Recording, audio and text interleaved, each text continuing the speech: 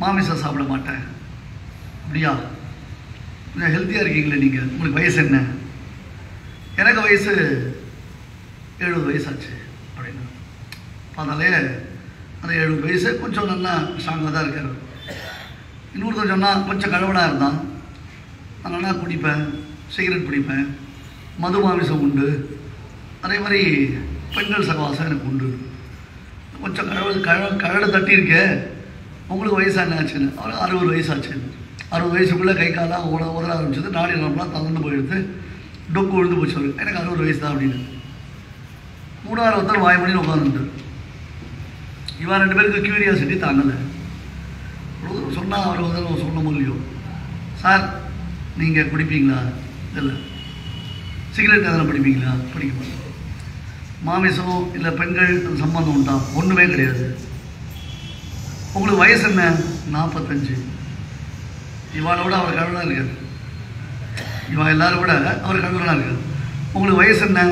45. 45 வயசுல இப்படி டொக்கு தட்டி போச்சா? என்ன உத்தியோகம் பண்ணுறீங்க? ஐடி கம்பெனியில் ஒர்க் பண்ணுறேன். என்ன ஆகும்? புழிஞ்சி எடுத்துடும். பணத்தை கொடுக்குறானே தவிர்த்து ரத்தத்தையும் உணர்வுகளையும் சேர்த்து புழிஞ்சுக்கணும். ஆனால் நம்ம அந்த பணத்துக்கு அடிமையாயிடும். பீஷ்ம துரோணாதிகளும் அந்த பணத்துக்கு அடிமை. அர்த்தஸ்ய புருஷோ தாசா.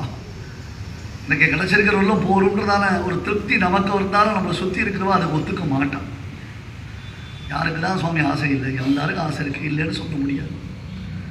அக்ரூரருக்கும் ஒரு நிர்பந்தம் இருந்திருக்கு, கம்சன் இடத்துல உத்தியோகம் பண்ணுறதுக்கு. அப்படி உத்தியோகத்தில் இருக்கிறத கூட பெருமாள் தப்புன்னு சொல்லலை.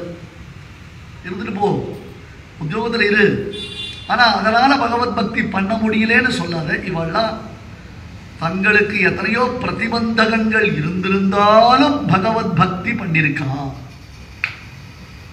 அதை நல்லா புரிஞ்சுக்கணும். தங்களுக்கு எத்தனையோ பிரதிபந்தகங்கள் அவர்களுக்கு ஏற்பட்டிருந்தாலும் பகவத் பக்தி பண்ணியிருக்கான்.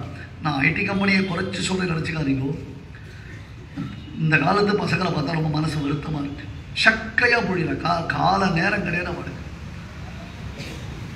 கால நேரம் கிடையாது. உணர்வுகள் அப்படியே மறந்து போயிடுது. எதுலேயுமே அவளால் ஒரு கவனத்தை செலுத்த முடியல, எதையும் மனசில் தேக்கி வைத்துக் கொள்ள முடியல. என்னமோ ஒரு வாழ்க்கை வாழ்ந்துட்டு இருக்கு. வீக்கெண்ட் அப்படின்னு இருக்கா. அவளுடைய எண்டு வீக்காயிட்டு இருக்கு.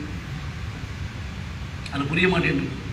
ஆனால் வேறு வழி இல்லைன்றது எனக்கும் தெரிகிறது. இதுக்கு எதனா ஆல்டர்னேட்டிவ் இருக்கான்னு என்ன கேட்டால் எங்கிட்ட மட்டும் நான் ஜீப்பு போட்டு எதனா கொண்டு வர முடியுமான்னு வருத்தத்தை வெளிப்படுத்தலாம். அவ்வளோதான் விஷயம். அதனால் சுவாமி ஏதோ எல்லாரையும் கேலி பண்ணான்னு நினச்சிக்காதீங்க. இதான் உண்மை. யதார்த்தத்தை சொல்கிறதுக்கு நான் சொல்லிட்டேன், வேற ஒன்றும் இல்லை. பழுதே பலகாலம் போயினவென்று அஞ்சி அழுதே அஹோமே மகதீயாதா சுப்ரபாதா சமே நிஷா. எத்தனை காலம் போச்சோ தெரியல, எவ்வளவு ஆயுஷு போச்சோ தெரியல. ஆயுஷுனா சாமானிய ஆயுஷ் இல்லை. வேதம் 100 பிராயம் 100 எத்தனையோ ஆண்டுகள் நான் வாழ்ந்திருக்கேன், எவ்வளவோ பிறவிகள் எடுத்திருக்கேன். கிருஷ்ண பக்தி பண்ணதே இல்லை. இன்னைக்குதான் ஒரு வாய்ப்பு கிடைச்சிருக்கு. வாய்ப்போ இது ஒப்பமற்றில்லை வா நெஞ்சமே. ஆழ்வார் நெஞ்சத்தை பார்த்து கூப்பிடுறாரு. மனசு இசையாது. மனசு தான் ரொம்ப கஷ்டம். மனையேவ மனுஷியானாம் காரணம் பந்த மோக்ஷயோ. எல்லாத்துக்கும் மைண்ட் ஆட்டிடியூட் தான் காரணம். மனசை நாம் எந்த அளவுக்கு டியூன் பண்ணுறோம் அப்படின்றத ரொம்ப முக்கியம். இன்னைக்கு நாம் நல்ல நாலேஜ் சம்பாதிச்சிருக்கோன்னு சந்தோஷப்படுறோம். ஆனால் நம்ம இன்னும் நம்முடைய மைண்டை டியூன் பண்ண சட்டுன்னு உணர்ச்சி வசப்படுறோம்னா, உணர்ச்சி வசப்படுறது கத்துறதுக்கு மட்டும் இல்லை, ஃபெட்டப்பாக உணர்ச்சி வசத்தினால ஏற்படக்கூடியதான். உடனே உடஞ்சி போயிடுவோம், உடனே சுணங்கிடுவோம், உடனே நம்மளை சுருக்கிடுவோம்.